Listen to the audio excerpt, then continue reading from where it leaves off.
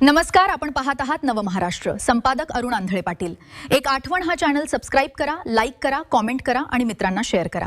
अक्कल इथं चालू नका विखे पाटील साहेब, मराठ्यातच खरं टिकून देणार. आणि बोगस आरक्षण यांनी विचारलं होतं.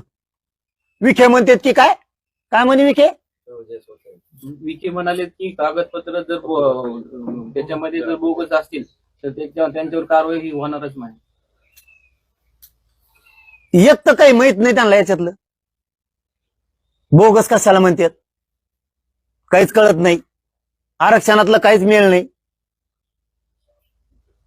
तुम्हाला जर उपसमितीचा अध्यक्ष असलात ना, जर बावनकुळे हे करू शकतो तर तुम्ही सुद्धा करू शकता. तुम्हाला अधिकार आहे. काय करू शकता? 50% वर आरक्षण कसं काय गेलं ते बोगस नाही का? 1994 ला 16% आरक्षण दिलं ते बोगस नाही का? अक्कल इथं चालू नका विखे पाटील साहेब, मराठ्यातच. आपल्या घरची आहे म्हणून पायाखाली तोडायचं नाही. थोडं जरा डोकं चालू असेल तर मग हे बोगस नसून बोगस म्हणायचं. आणि जरा 16% दिलेलं 94 बोगस आहे का नाही बघावं. 50% वर गेलंय ते बोगस आहे का नाही बघावं जरा. 67 ला 180 जाती होत्या, ते 376 कस काय झाल्या त्या बघावं. ह्या खरंच पोट जाती उपजाती ओबीसीच्या होत्यात का हे बी बघावं. याला उपसमितीचा अध्यक्ष म्हणतात मराठ्याच्या.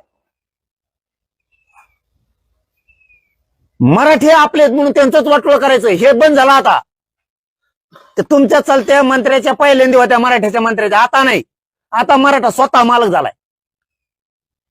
पाटील, चंद्रशेखर बावनकुळेचा काय अनुभव आला तुम्हाला? एकनाथ शिंदे बद्दल काय म्हणणं आहे?